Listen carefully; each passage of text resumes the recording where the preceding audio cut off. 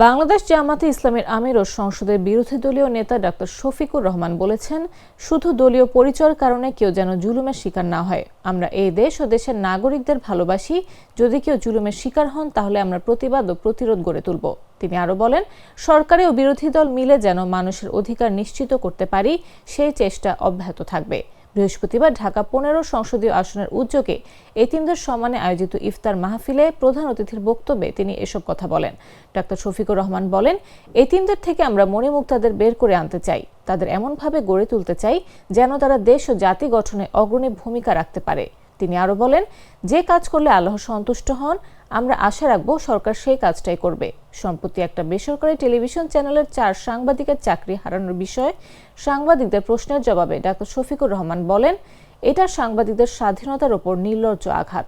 আমরা সরকারের কাছে আশা রাখব সাংবাদিকদের চাকরিতে পুনর্বহাল করা হবে, নইলে আমরা মনে করব সরকার একনায়কতন্ত্রের দিকে যাচ্ছে।